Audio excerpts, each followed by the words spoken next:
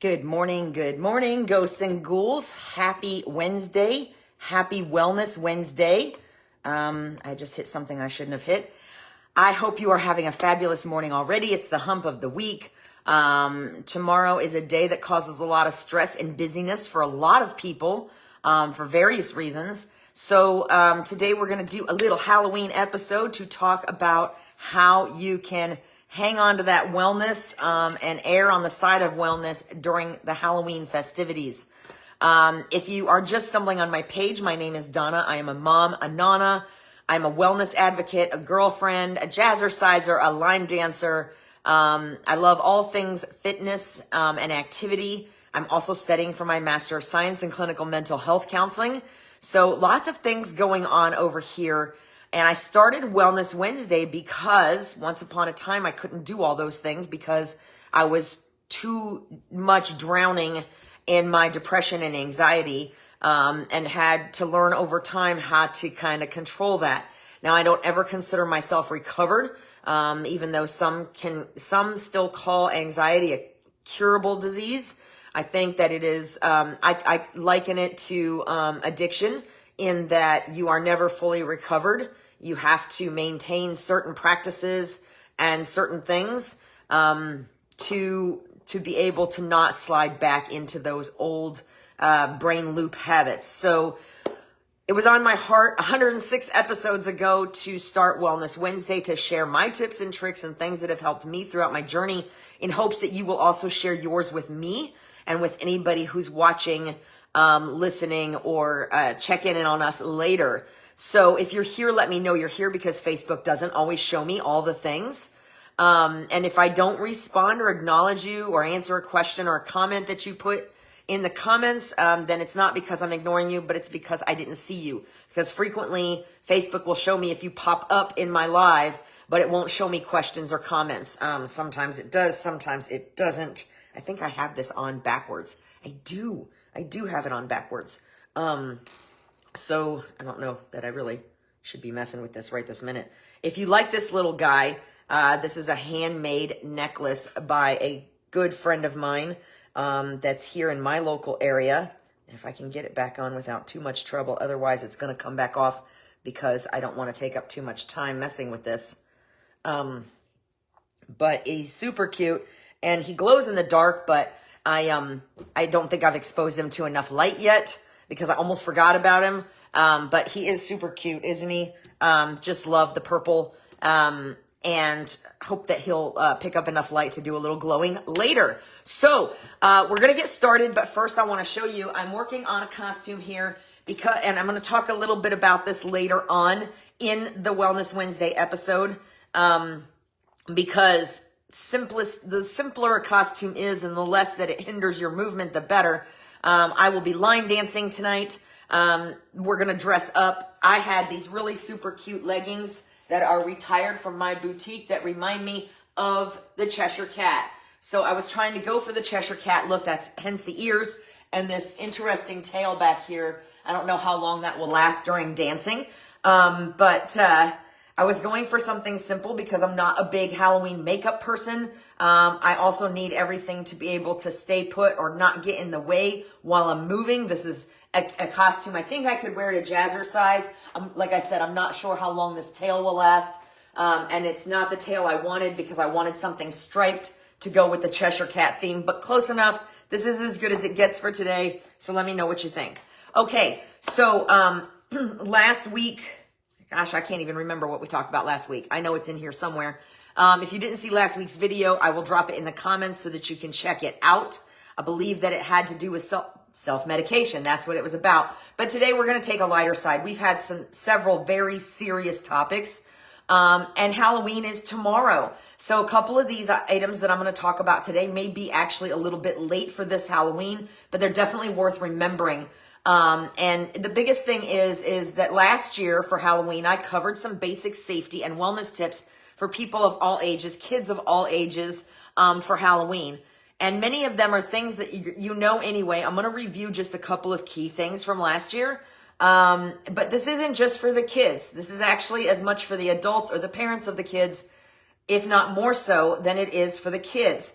So don't go anywhere. And if you're here, let me know you're here. And if you don't see this till afterwards, hit hashtag replay in the comments so that I know you saw it. And as always, never hesitate to drop a comment, ask a question, or shoot me a message if you have anything to add, to ask about. But just remember, we try to stay away from politics and negativity. And whoo, that's really hard to do right now, isn't it? Okay, so key points from last year when I talked about Halloween. And again, if you want to see that video, it was a really good one. And I have these really cute little back glasses on. I will try to find it for you. It's probably, close to 100 episodes ago, 80 episodes ago. So, but I'll try to find it for you and, drop the link in the comments so that you can check that one out too. But here's some key points. And here's the thing. Halloween tends to happen at a breakneck speed. There are those of us that prepare for it for months in advance, and there are those of us that go, like me, that look at in 2 or 3 days and go, oh my gosh, Halloween's coming, I have grandkids. What can I do fun? I always loved the idea of dressing up. My birthday's a week after Halloween, so I always wanted a Halloween party when I was growing up. I know there's a lot of different schools of thought on Halloween and in its relationship to faith. I'm not going to go there today, but I do have some great tips for those of you that are not interested in celebrating or trying to get away from Halloween in its current form. So stick around. All right. So here's some important things because this, like I said, Halloween moves at a breakneck speed and has a tendency to wear everybody out. Good morning, Miss Carla.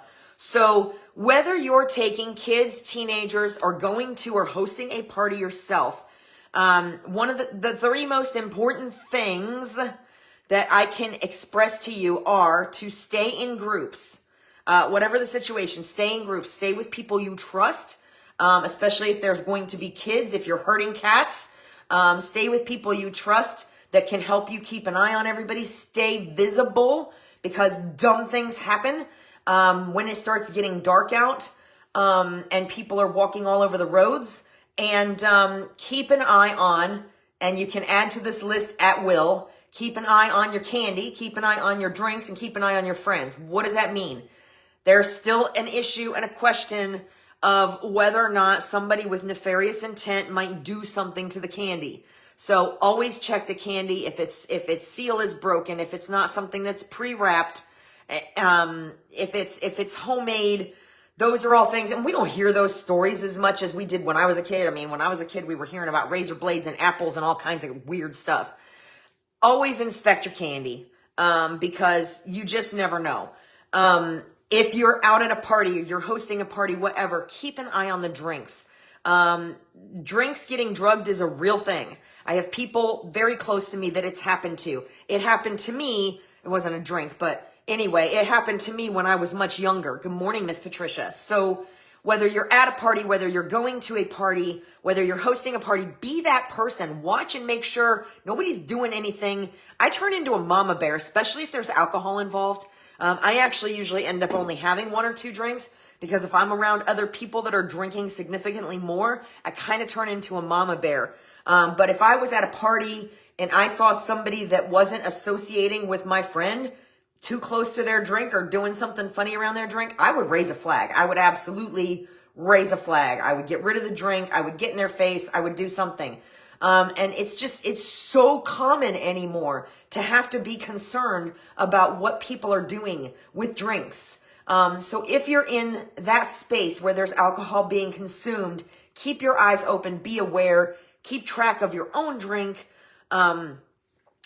and keep an eye on your friends. If your friends start doing things that are totally out of character, and they're not even things that they normally do if they've had 1 or 2 drinks, pay attention. That's a sign that something's up.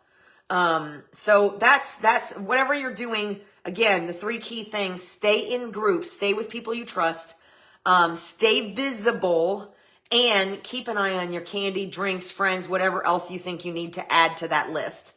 Costumes add an element of anonymity. When you're in a neighborhood, last year, we went trick-or-treating, and by we, I mean my grandkids. But my kids went, so there was like 4 adults to 2 children. But the place that we went trick-or-treating was just mass people everywhere. There's a lot of confusion. There was cars trying to get through. Everybody's in masks and costumes, etc. You don't know who you're standing next to. And I don't mean to sound scary, but for me, I know there's a lot of different opinions about Halloween. That's one of the scariest parts about Halloween, and why one of the reasons why you'll rarely ever see me wear a mask, despite the fact that I don't like things in my face. Because it does lend a type of anonymity. Like I said, you don't know who you're standing next to. So you need to be aware, and when there's that many people, you need 4 people to 2 children, just to kind of keep track of them and not lose them in those crowds. So be aware of any individuals, especially those who are masked, that are too close to your children. In this day and age, I get in a line at a store and I get somebody that's standing like 6 inches behind me, and I'm like, what are you thinking? I would not, in this day and age, walk that close to anybody, especially a female. And I don't want anybody that close to me. So if you see, like I said, masked adults especially that you don't know, that are not wearing things that you recognize, that are standing too close to your children, you need to be aware. Be aware of the neighborhoods you're in. Our local sheriff's office where I live puts out some kind of a notification, either online or in the newspaper, usually a couple days before Halloween, or at least the week of Halloween, that notifies you of where all the sexual predators are and which doors to stay away from. And it's a thing. In fact, that's actually how I found out that somebody that was involved where I worked was a predator that I didn't know about. So pay attention to those things, because you want to keep your children safe. You want to keep other children safe. So, should we be out there with pitchforks, raising holy hell? Absolutely not.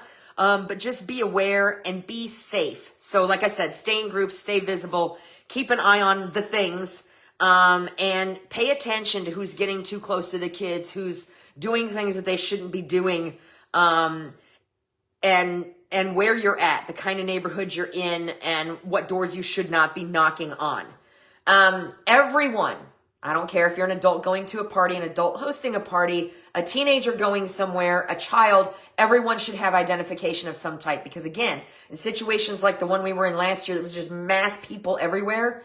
And that neighborhood goes through like some ridiculous thousands of dollars in candy every year. So it's a thing. Everyone should have identification of some type. You should have your ID on you. If you should have a costume like this one that has a pocket or something that you can keep your identification on you. Hey, Miss Kayla.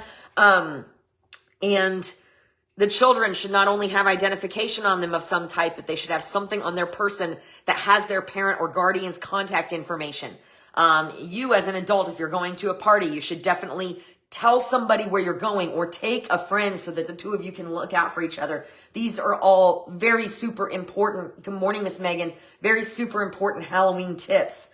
Adults who are not handing out candy. This was something new I learned last year that I'd never heard of before. Good morning, Miss Doey. Adults who are not handing out candy. Previously, it was typical and we were taught to keep the lights off. But this can actually increase your risk of after dark crimes. Who knew? That was a new information for me that I shared last year. You can actually increase your risk of after dark crimes. So the recommendation now is to leave your lights on with a sign on your door or gate instead that says, not participating, not handing out candy, something like that. That doesn't necessarily indicate that you're not home if you're somewhere else.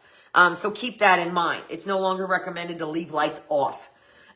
So this year I want to talk a little, now that I've recapped the tips, some of the major stuff from last year, this year I wanted to talk a little bit more about how we can enhance our mental well-being and manage stress while staying safe. So a little bit of new information that I just learned, you may have already known. Again, repetition never hurt anybody. That's how we learn best. So mindfulness. Overstimulation is a thing for everyone, especially at Halloween. Again, because masses of people everywhere, people ringing the doorbell, even if you're not participating and you do all the things, you put up a sign, you have your lights on or off or whatever you choose to do. There's still people going to ring your doorbell. There's still little ghosts and goblins running around in your yard. So overstimulation isn't just for the kids. It also applies to the adults, to teenagers. Big parties can be extremely overwhelming when there's a lot of people packed in a small space. So whatever you're going to do, try some grounding activities. And this works for kids too. I have meditated with my grandson before, albeit short because kids, short attention span. Try some grounding activities beforehand for you or for the kids or for everybody. Do some deep breathing. Do a little meditation. Do some quiet, calming activities like coloring or reading before you go trick-or-treating. Excuse me, morning stuff. Yeah. Before you go trick-or-treating, to just kind of start out with a calmer base. And I know this is hard to do because a lot of times what this looks like is parents coming home from work and trying to race to get their kids painted up or costumed up and back out the door. So like I said, Halloween tends to move at breakneck speed. But if you can find some time to do some grounding activities beforehand, it can really make a difference in how the evening is approached. Eat a healthy meal or snack. It helps to curb the sugar-induced meltdowns later and stay hydrated. And again, because parents are rushing home and they're trying to get their kids ready to go for Halloween before it's time to go, a lot of times a good meal is skipped. Or it looks like McDonald's drive-thru on the way, or Burger King drive-thru. I don't want to show favoritism. I really try to stay out of those drive-thrus. It looks like a drive-thru bag dinner before going trick-or-treating. Maybe try to focus on protein and some vegetables. It will really help. It will help to kind of level out those sugar ups and downs. They're going to happen anyway because sugar is sugar. But having a better base will really make a difference and might impact how much the kids actually consume while they're trick-or-treating and afterwards. And stay hydrated, of course, because water is filling. Water keeps you hydrated. You know, you may be walking around for a couple of hours with nothing to drink. So being hydrated beforehand is also a great idea. I know that can create issues with having to go to the bathroom, especially with the kids, sometimes the adults. But the more hydrated that you can stay, like if you start now properly hydrating, then you're more likely to be as hydrated as possible during tomorrow night's main events, I guess is what we'll call them. So another thing to do is make sure everybody gets plenty of rest to balance things. We know that's not going to happen tomorrow night. These kids are going to be out and up on sugar highs until 8, 9 o'clock tomorrow. If their bedtimes are normally 7 or 7:30, maybe a little bit earlier bedtime tonight will make a huge difference. You know what? I just realized, Kayla, if you're looking for something to do with the kids tonight that's family friendly, Kayla's going to be face painting with Miss Annie here locally down, I think it's at Crumps. But don't quote me on that. Kayla can correct me in the comments if I'm wrong. But I can drop information about that too. Or she can if you're local and you want a good family-friendly place to go for the kids tonight. Okay, with that said, so let's talk about those parties. Oh, another thing on the mindfulness and on the safety thing, besides getting plenty of rest, teenagers especially tend to share what they're doing on social media. Now, usually not Facebook. We're the ones that are on Facebook. The teenagers are on like Snapchat and TikTok. Make sure that these kids are not oversharing where they're going to be, what their location is. That can lead to huge problems. You know, even adults, if you're sharing that you're somewhere else, then you're basically broadcasting that your home is empty and unattended. So kind of keep locations and plans and things like that off of Facebook. Save the pictures for after when you get home or whatever, just to kind of keep things under control. That there's a lot of oversharing in that department that goes on all the time, but especially Halloween.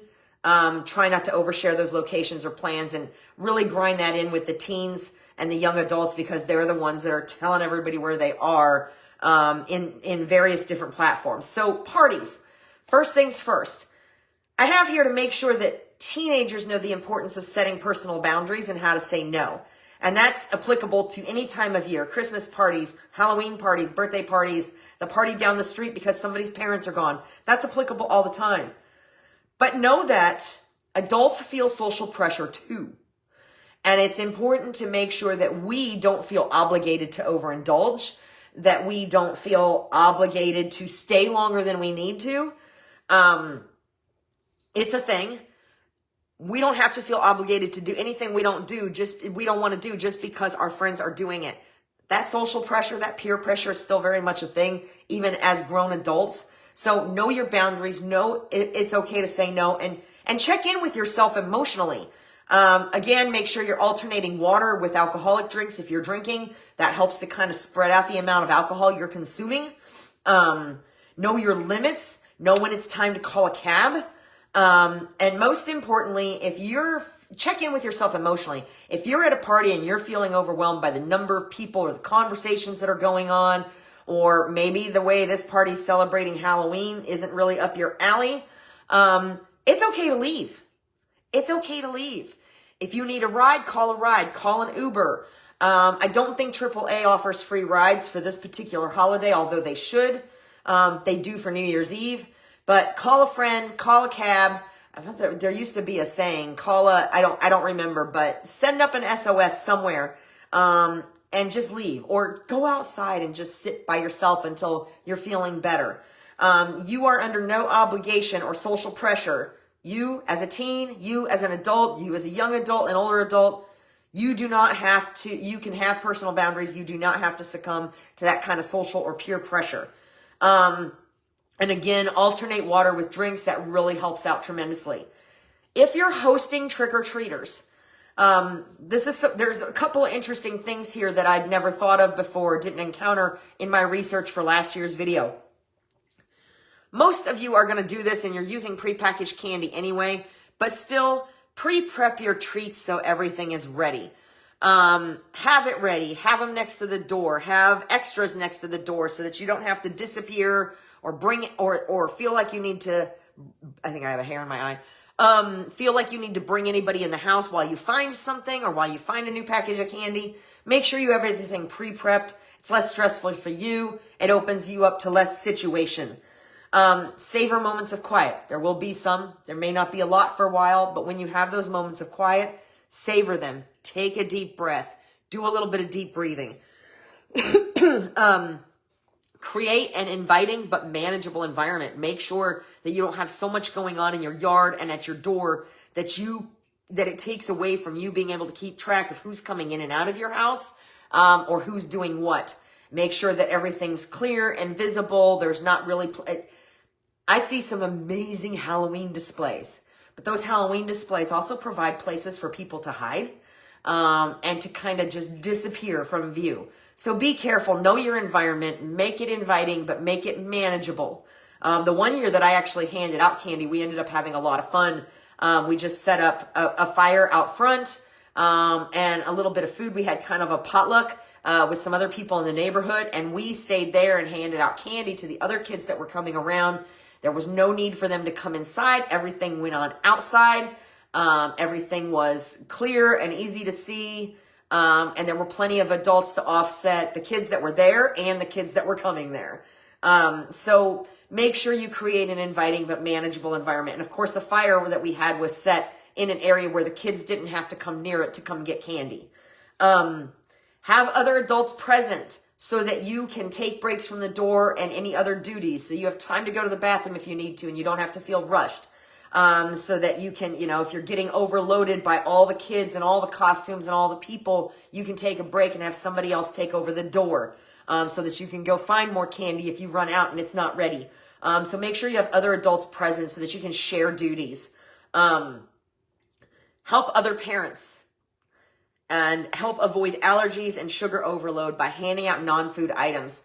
I know I mentioned this last year, and I know it's probably a little too late this year since Halloween's tomorrow to get your hands on something like this unless you live near an Amazon center where you can get stuff super fast. But think about these non-food items, either for this year if you have the ability to, or for the next year, because then we eliminate the sugar overload, or we don't eliminate it because somebody else is handing out candy. And that's really what the kids want. That's what they're after. But handing out things that don't involve sugar and don't involve consumption can help reduce the incidence of huge allergic reactions, sugar overloads, etc. So here's some ideas, and there's some here that I would have never thought of, to be perfectly honest with you. Glow sticks and bracelets. Kids love things that glow. And Halloween night is a perfect time to have them. And they can be very inexpensive if you go to Dollar Tree or buy them in bulk. So things that glow, like glow sticks, bracelets, the ones they can connect together, those are a great idea to hand out instead of candy. Stickers or temporary tattoos, also things that can be bought in massive bulk. And I'm telling y'all, with the price of candy these days, this might be the way to go. These things might actually be cheaper than handing out candy and go a lot farther, because you're not going to have kids grabbing handfuls. You know what I mean? Handfuls of them. So stickers are temporary tattoos, pencils or pens. I saw a suggestion for mini notebooks. That might get a little cost prohibitive, but it depends on what you're doing. Coloring books, same thing. You can probably grab them in bulk. And I'm not sure they would actually cost per item any more than candy would. Little kids like small bottles of bubbles. Plastic jewelry like the spider rings and stuff like that. Those are always fun. I still like those. My daughter used to hide them in the niche of the couch so that the ring part was hidden and make me think there was a spider sitting there.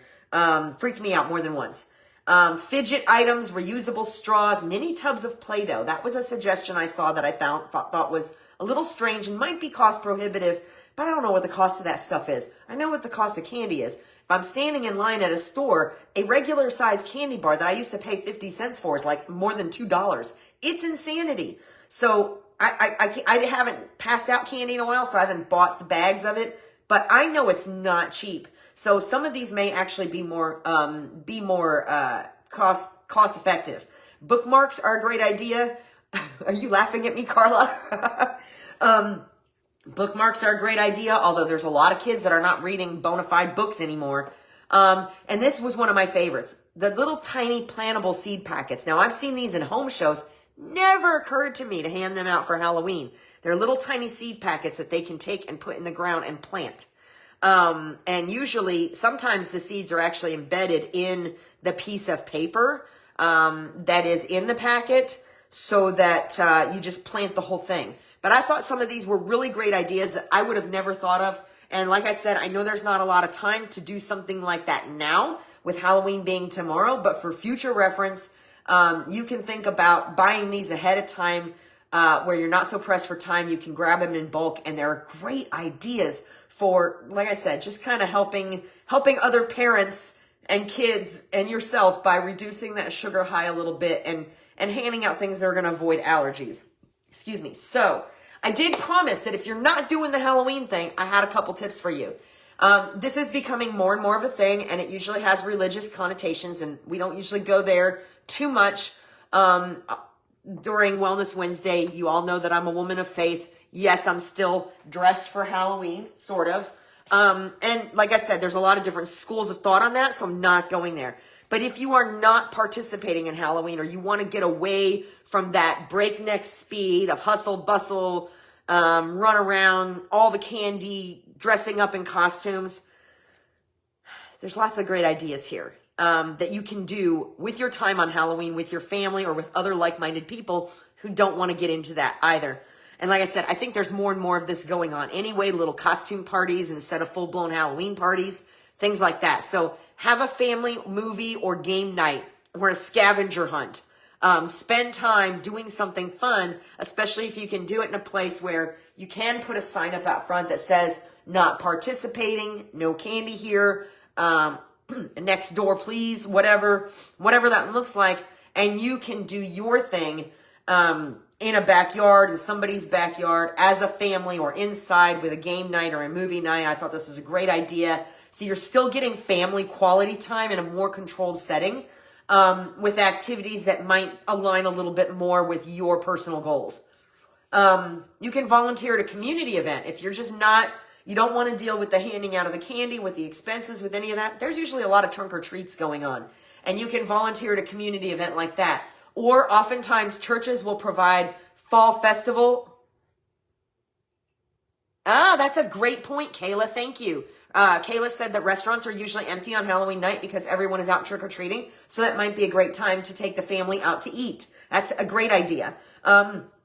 So another thing was, again, churches often do some type of fall festival to kind of get away from the Halloween, the scary ghoul, spirits and ghosts side of Halloween, and still kind of celebrate as a church family and give a safe place for families to go. You can carve or paint pumpkins with non-scary designs, and I love this. I am not a carver, not a painter. The most you're going to see me do with a pumpkin probably is work out at Jazzercise with it, or draw on it with a Sharpie. I'm just not an artist. Yes, church fall festivals with face painters. Kayla, drop in the comments where you and Miss Annie are going to be tonight, because I already mentioned that, and I don't know if you heard me, but drop that in the comments for the local people that might be looking for a family-friendly place this evening. Kayla, in her spare time, all of it that she has, is a face painter. And she was trained under the fabulous Miss Annie, who is a local face painting hero. And they're going to be up to something this evening. So again, if you're not participating, so church fall festivals, carve or paint pumpkins with non-scary designs. This is phenomenal. And I have seen pictures of the most incredible faith-based pumpkin carvings. You can carve anything into a pumpkin. It doesn't have to be a ghost or a goblin if that's not up your alley. Thank you, Miss Kayla. Crump's Landing 5th annual Kids Halloween party starting at 5. Definitely the place to be, especially if you want a more controlled setting that doesn't involve the trick-or-treating. And you can get your face painted. So, like I said, carving or painting these pumpkins, there's all kinds of creative things you can do. I've seen all kinds of pictures of the things that you can do with pumpkins. In fact, one of my fellow jazzercisers has a pumpkin that it has a ball in one eye, or it looks like it has a ball in one eye, and then it's got pumpkin seeds coming out of its other eye. So it's not really scary related at all, or ritual related at all. It looks like a guy got hit in the eye with a baseball, and he's crying, and it's awesome. So there's lots of creative things you can do with pumpkins, especially, you could carve the word thankful in, and then your pumpkin's ready. Oh, Carla, yes, pumpkin set punches. Yeah, I've tried that. It's not pretty. I'm just not a crafty person. I'm just not. But I think the things you guys do with them are awesome. But yeah, you could carve thankful across your pumpkin and put it out starting November 1st or starting Halloween night. And hopefully the weather will allow it to stick around until Thanksgiving. There's lots of creative things you can do with pumpkins that don't have to be scary or Halloween related. Pumpkin carving doesn't have to be exclusive to Halloween. You could hold a potluck like I talked about, with a fire, making s'mores, whatever, with like-minded people or family members. I thought this was a really cute idea, and this is something I wouldn't have thought of before either. Mini pumpkins that you hide like Easter eggs, so you have a mini pumpkin hunt for the kids. That's great. They still get a little bit of candy. It's a more controlled setting. You can control how much candy they get, and you can put other things in those mini pumpkins too. Or if they're real pumpkins, which would be a little more expensive, they can turn them in for goodies. Maybe you have a treasure chest or something, and they can turn each of their little mini pumpkins in for a goodie. And then for local adults who don't want to do the Halloween thing, don't have kids, just don't think that's for them, but maybe need a little support for feeling some type of way, or struggling with their mental health, whatever their mental health condition is. Remember that NAMI has support groups. Local NAMI, my local NAMI here in Citrus, has support groups, Connection support group and family support group on Thursday nights at 8. And they are having those for Halloween tomorrow night. There is a chance. Reach out to your local NAMI affiliate. If you're not in my area, go to NAMI.org, put in your zip code, find your local affiliate, reach out to them and see if they're doing any kind of support group for Halloween. Or maybe they've got a virtual support group going. Maybe they've got an in-person support group going. Or if they have anything else that they're doing to give adults who have mental health conditions something else to do if they're not interested in participating in Halloween. And with that said, remember that mental disorders are not Halloween costumes. Mental health issues are not Halloween costumes. Help us break the stigma by staying away from that arena when you're figuring out your costume. All right, so finally, I'm going to wrap this up. I know I'm running a little bit long, but it's such a fun topic. Remember, no matter what you're doing, be aware. Be aware of what's going on around you. Be aware of what's going on around your kids. All the things, no matter where you are, what age you are, be aware of what's going on around you. Remember that drunk driving accidents are 3 times more likely to happen on Halloween than on New Year's Eve. That's a tidbit I shared last year, and it still blows my mind. And the reason is that people don't expect there to be a lot of drinking. It blows my mind. But there's lots of kids out there running around, walking around, hence my pushing on staying visible. And like I said, drunk driving accidents are 3 times more likely on Halloween than New Year's Eve. And that's from the Florida Law Group. So it's a little scary, and we want to try to avoid that. Pedestrian injuries and deaths are 55% higher when Halloween is on a weekday.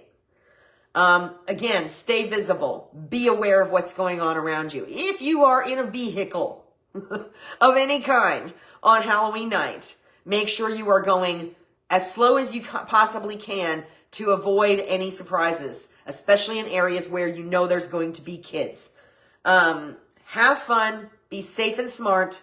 The candy doesn't have to be eaten in one day. Remember that and remind your kids of that. And like I said, let me know what you think about my quasi Cheshire Cat costume. I don't know how long that tail's going to last while I'm line dancing today, but we'll see. All right. I hope you enjoyed this. I will find last year's Halloween video and drop a link in the comments so that you can look at that too. And I thought there were some great ideas here, especially in terms of things that you can hand out that are not candy or consumables. And if you found this helpful, please share. But most importantly, whatever you're doing for Halloween, whether you're staying home, going out, helping with kids, whatever you're doing, please stay safe and have a happy Halloween. Bye.